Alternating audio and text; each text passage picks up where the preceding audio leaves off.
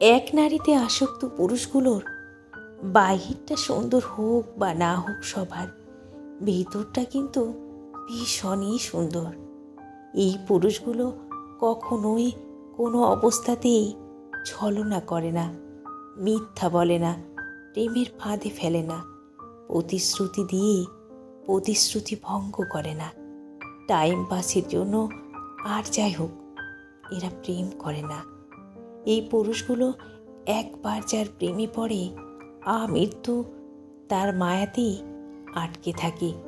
বিশেষ মানুষের শূন্যস্থানেরা কখনোই অন্য কাউকে দিয়ে পূর্ণ করতে পারে না। এই পুরুষগুলো কখনো প্রিয় মানুষটিকে ছেড়ে দিতে কিংবা ছেড়ে যেতে পারে না, বরং আমৃত্যু জীবনে এবং মৃত্যুর পরও মনের মণিকোঠায় রেখে দেয়। এই পুরুষগুলো কখনোই কোনো অবস্থাতেই নারীদের ছোট করার নিম্ন মানসিকতা রাখে না। এই পুরুষগুলো অন্ধকার রাস্তায় অচেনা নারীকে দেখেও দায়িত্ব মনে করে। এই পুরুষগুলো রাগের মাথায়ও নারীকে সম্মান দিয়ে কথা বলতে ভোলে না। এই পুরুষগুলো কখনোই সংসারের কাজগুলোকে মেয়েদের কাজ বলে আখ্যায়িত করে না।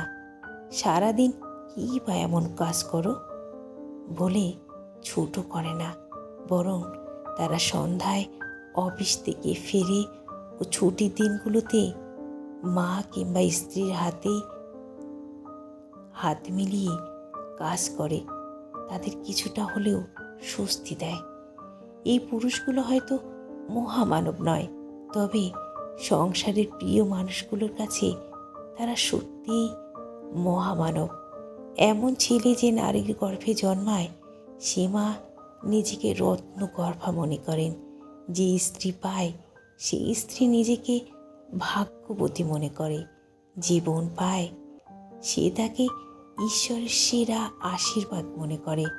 যে মেয়ে পায় সে তাকে রাজকন্যা মনে করে।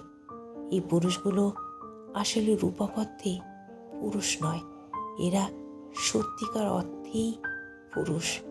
এরা কখনো নারীর মাথার ছাদ, কখনো কাঁটা বিছিয়ে রাখা পথে আগলে রাখা হাত, কখনো লজ্জা নিবারণের বস্ত্র। এদের বক্ষ নারীর শ্রেষ্ঠ আশ্রয়স্থল। এই পুরুষগুলো সমাজ ও সংসারে ইকুয়ালি গুরুত্বপূর্ণ ভূমিকা পালন করে।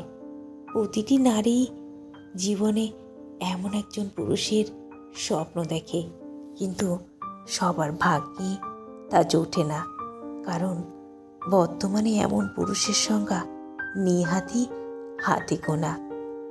এক নারীতে আসক্ত পুরুষগুলো আসলে নারীদের সমস্ত ঝড় তুফান থেকে আগলে রাখার এক ম্যাজিশিয়ান। এর এক একটি প্রদীপ, এক একটি রত্ন, সর্বোপরি নারীর জীবনের এক অমূল্য সম্পদ।